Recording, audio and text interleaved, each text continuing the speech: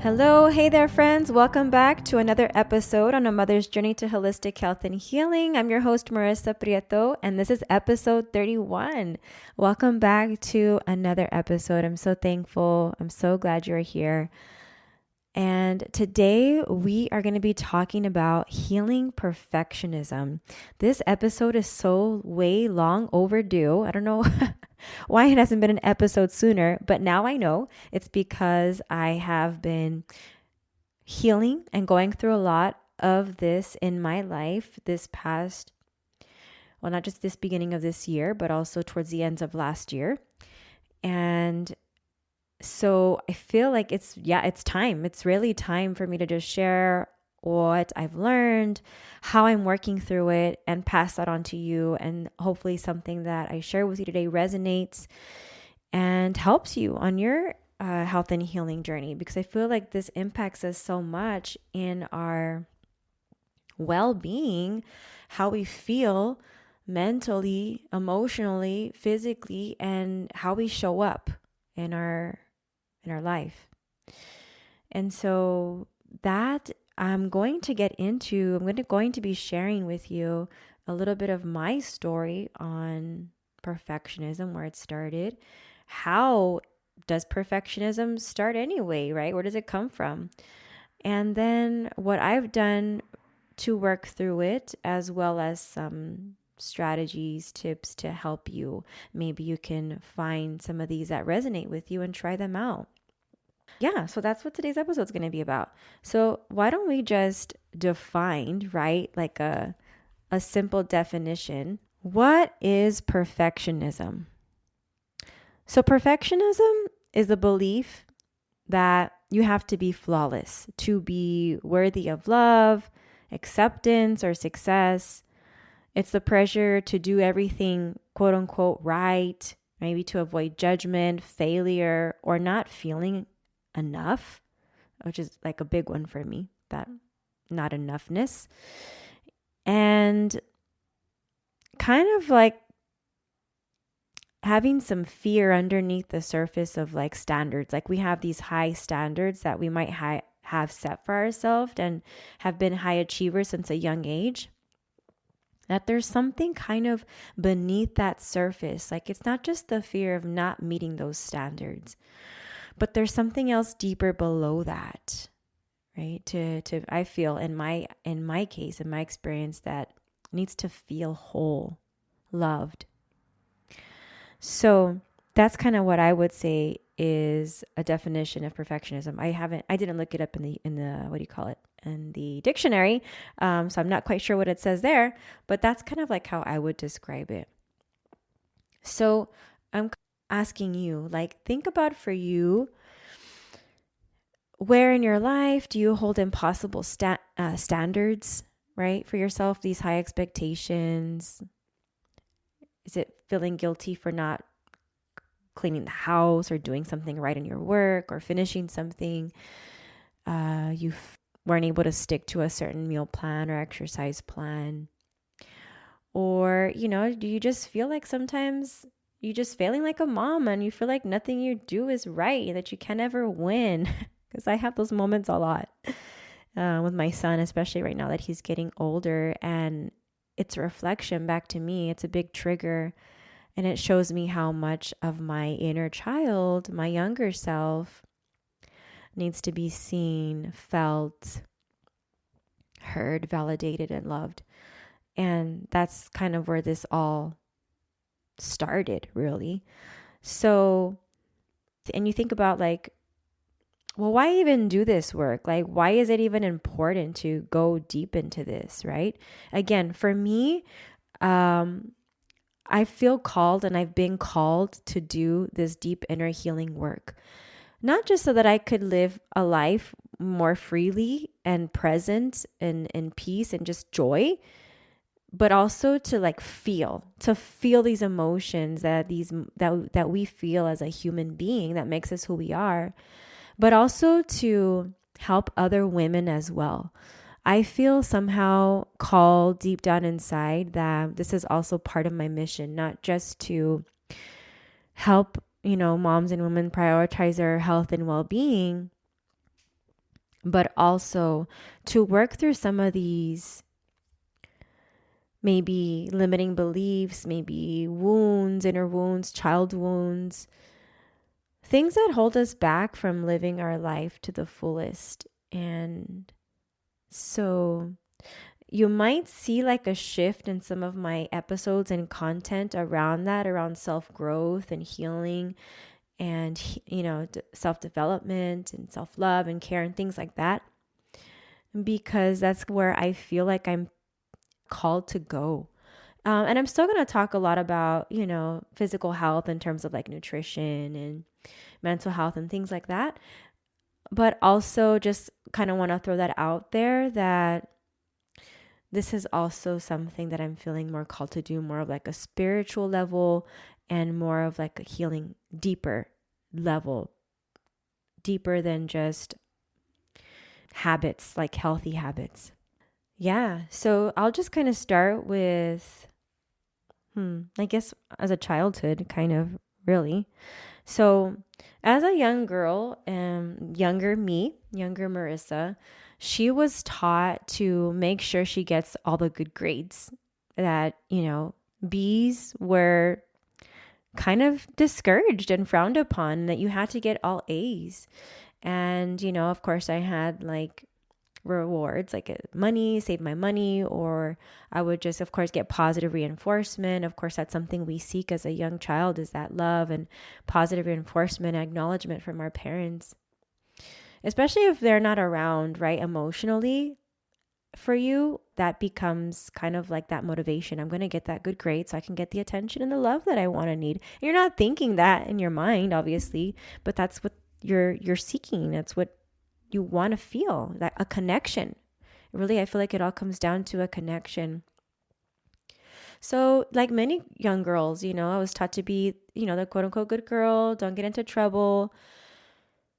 Make sure that, when I cleaned my room, it was done a certain way. I had everything set up a certain way. I didn't like when things would get out of place. And, I was kind of just taught that, to make sure that everything was clean and looking right. I got that from my mom. My mom is always cleaning, doing something. It's hard for her to slow down.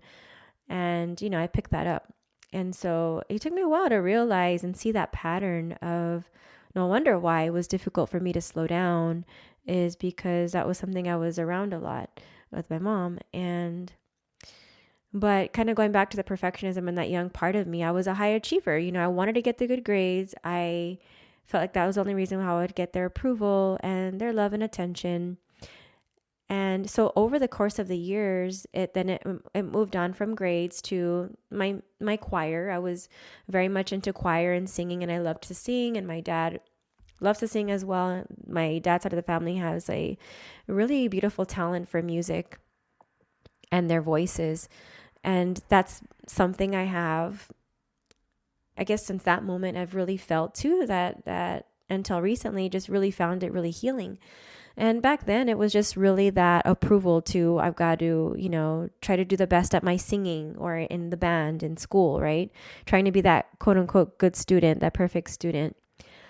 And after, I guess during high school, as I got older, it then moved into restrictive eating, over exercising, and my body image. And so now at that point, I then shifted that perfectionism tendencies, that way of being, not feeling quote unquote good enough, not feeling maybe loved, which wasn't about seeking love from the outside world. It was more of maybe also seeking love from within myself, and also that inner child within me who maybe didn't feel that love that she maybe deserved. And so maybe, if you're listening to this, maybe you reflect back on your childhood and you think about, what was I told to do as a young girl, and where were my parents? Were my parents there? Did they give me that emotional attention?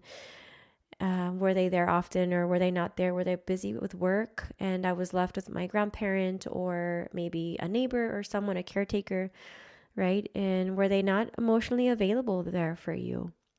So you think about how this kind of molds and shifts and creates kind of your ways of thinking and your emotions and feelings, and how it leads into the things that you do in your life, the actions, in order to seek that external validation to feel and be seen, heard, and loved and appreciated.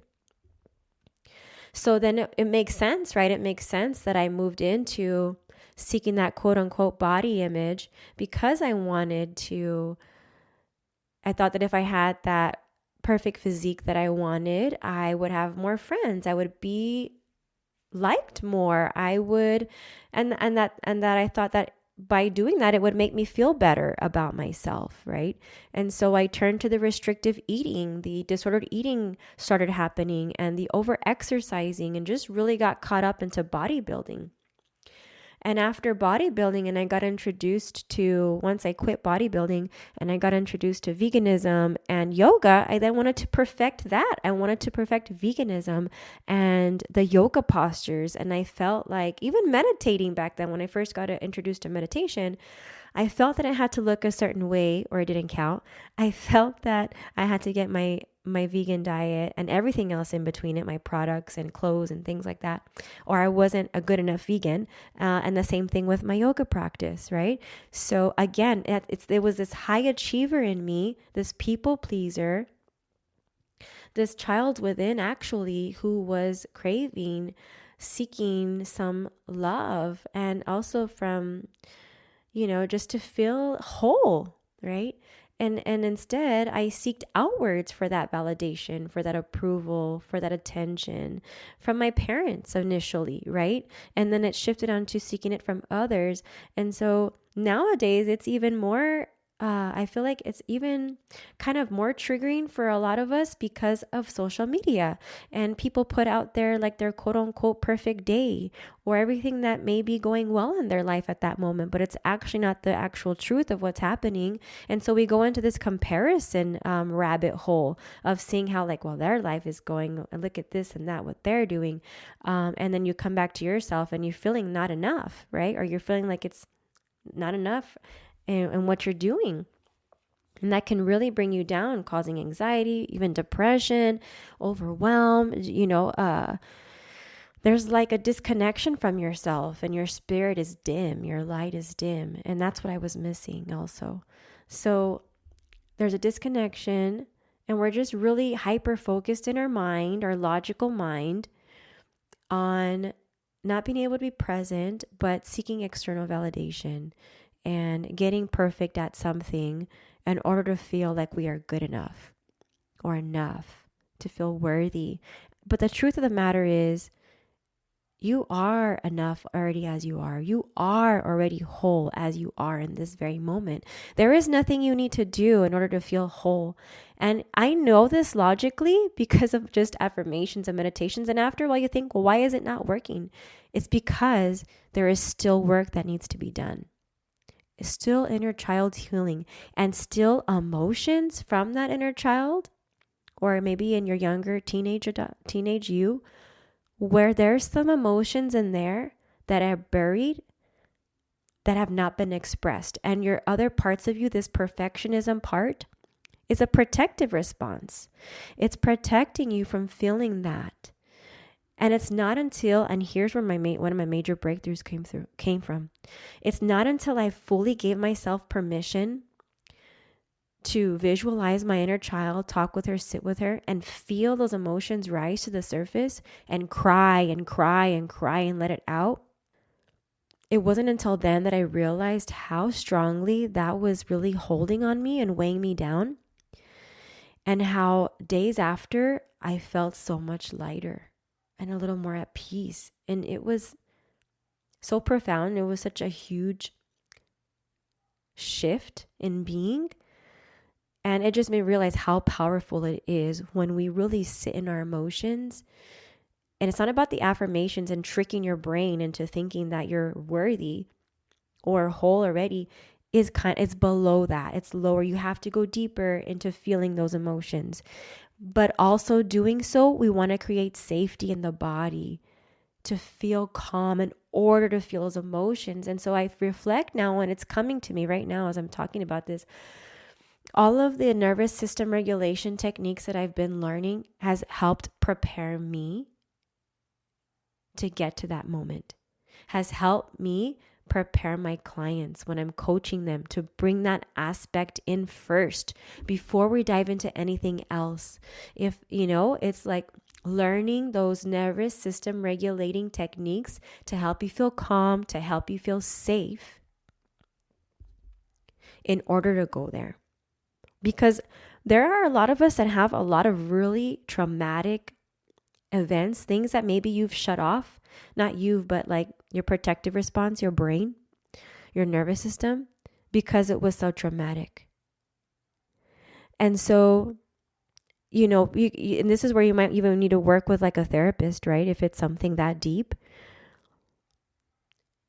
someone that's more qualified in that area to work with that. Because again, I'm not a therapist, right? I'm a registered dietitian and I'm a holistic well-being coach and energy healer. And, I'm not trained to go into, PTSD or anything like that. We talk and we go to a space where you feel safe to do so. Okay. And so the first thing is really just being able to, that's what I did. I got into regulating my nervous system. And that all started was because I had so much anxiety. I didn't exactly know where it was coming from. But because it was really weighing me down, I knew I had to do something to change it. And that's when I turned to all of my energy healing techniques, right? Breath work, movement, gentle movement, of course, nutrition, getting enough sleep, meditation, energy healing, like doing all the things that I felt called to do, and just how realizing and noticing how it's made me feel, a shift and overcoming it.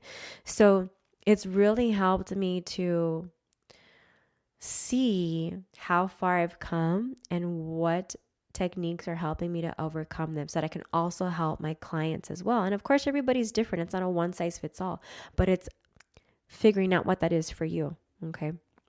So yeah, for many of us, it's like perfectionism comes from our childhood. It's this protective strategy that we've learned early in life.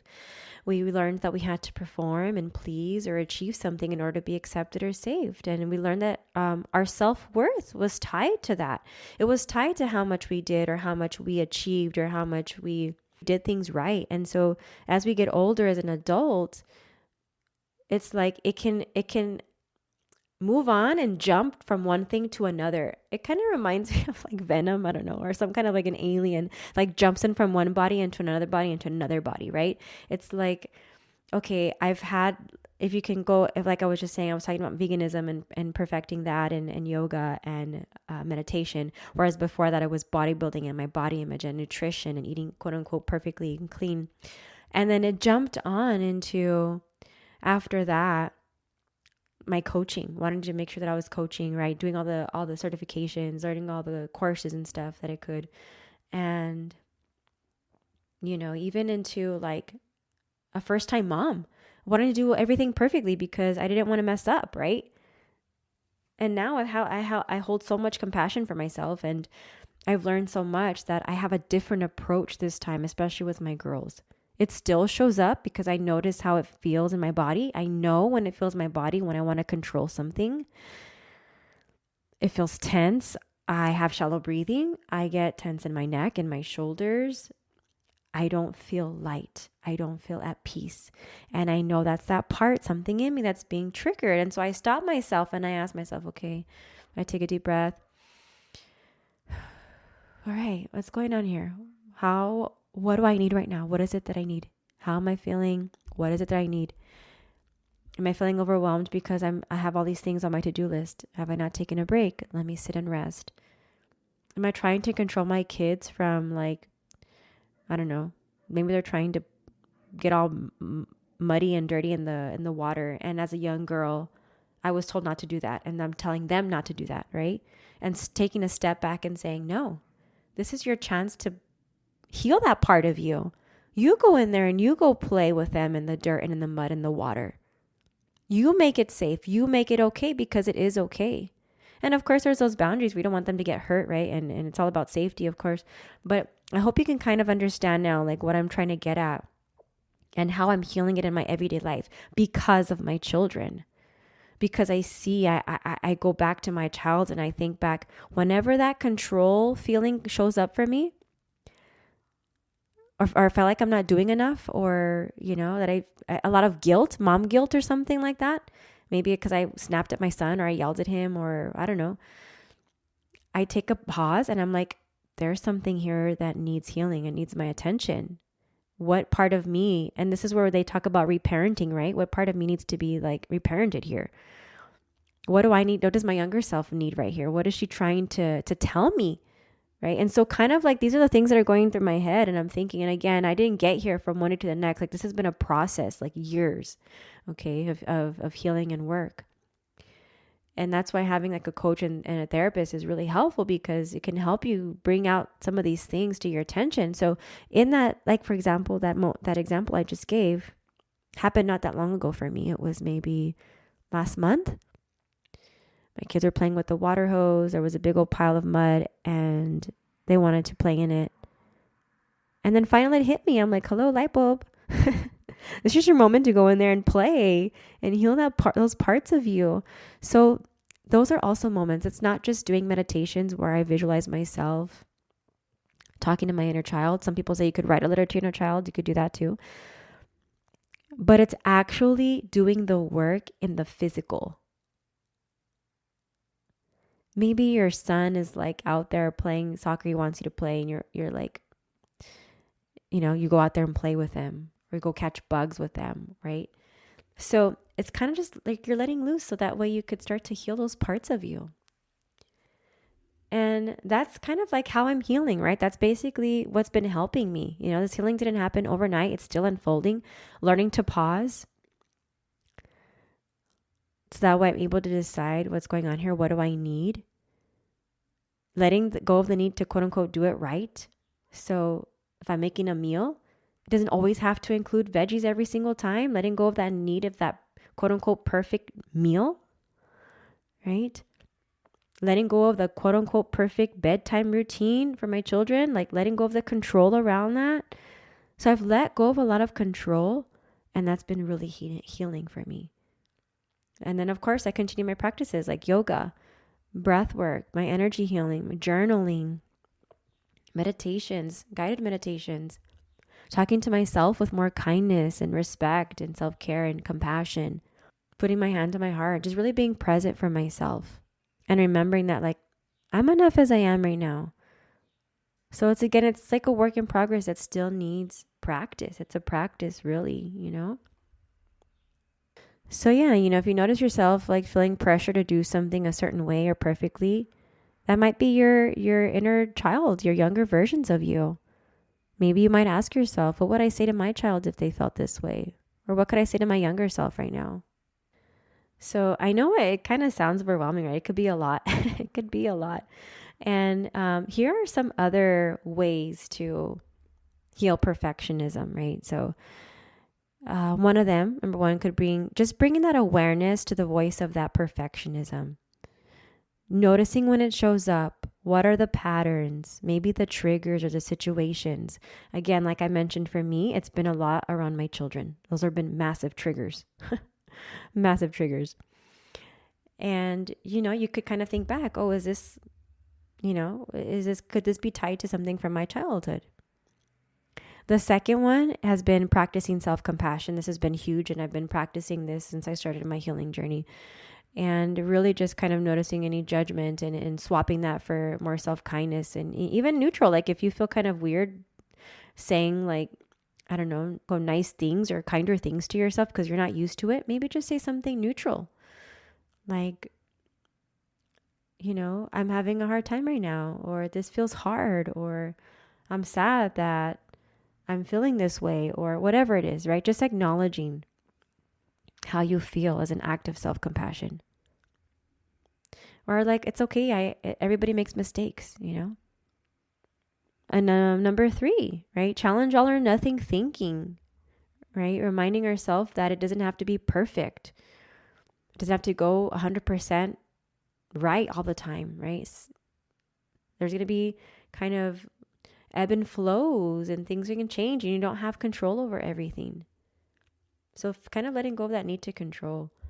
And number 4, reparenting your inner child. Maybe you'll get a book on this or listen to some podcasts on this to really learn some words and ways of speaking to yourself that your younger versions of you didn't hear, but then now need to hear.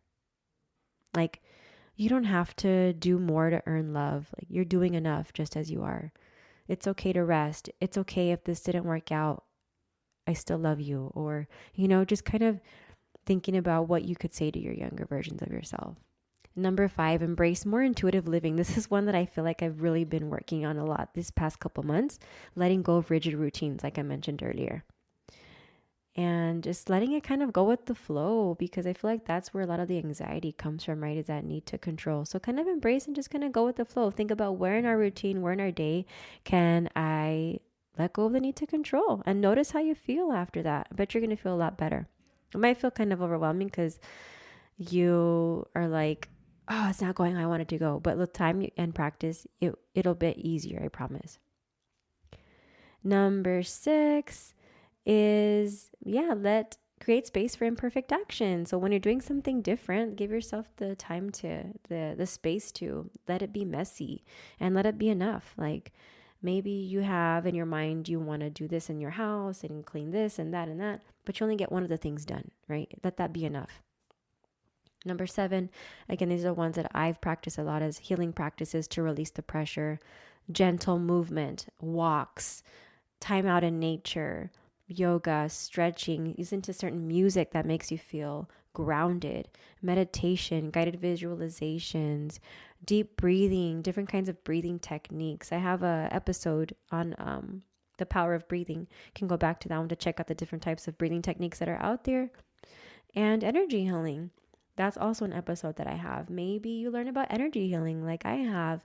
Maybe you go to an energy healer, which, by the way, I am doing a virtual distance energy healing. You can go to the link in my bio if you want to sign up for an energy clearing.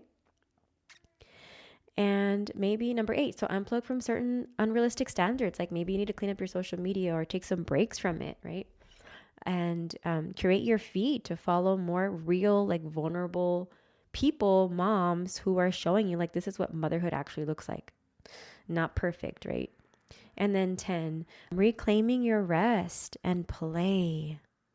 Like I said, this is also another one that I've been really working on in my day-to-day, where just with my kids, I've been able to put that into more practice, with more intentional practice. And so you give yourself permission to have fun and play, and you don't have to, without having to achieve anything. So I hope, check out of those, which one resonated with you the most? Is it like bringing awareness to the voice of your perfectionism, practicing self-compassion, challenge all or nothing thinking, reparenting yourself, embracing the intuitive living, letting go of control, creating space for imperfect action, using healing practices, unplugging from unrealistic standards like the social media, letting yourself be seen, right? And just kind of acknowledging yourself where you're at, and reclaiming your rest and your playtime. And for me, like I said, number 10, that one's been really, I've been practicing that one a lot, as well as the embracing the intuitive living and the reparenting. So those have been like really 3 or 4 out of those that I've been really putting into practice. And it just depends on the day. So I hope you found those helpful as much as I have. And again, it's not about using these things, quote unquote, perfectly to overcome the perfection. All right. That's the opposite of what we're trying to do here. But like taking it one day at a time. Okay. And so I hope that was helpful for you, because it's really been healing for me, and I've been able to get more joy into my life and be more present, let go of so much anxiety, need to control, so I can just show up as like the mom and person that I want to be. And I realize like how much it has to do with societal pressures, conditioning, the cultural, like the productivity kind of like, how can we say, like hustle culture, right? How much that ties into it too. And again, my inner child, my younger versions of me.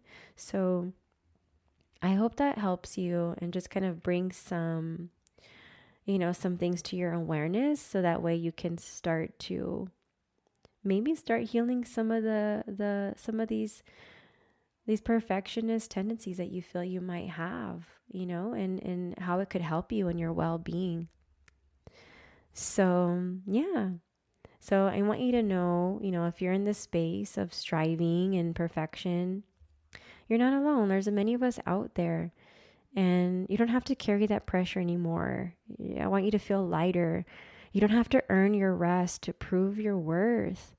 And you're allowed to be imperfect, and you are worthy, and you are whole just as you are now.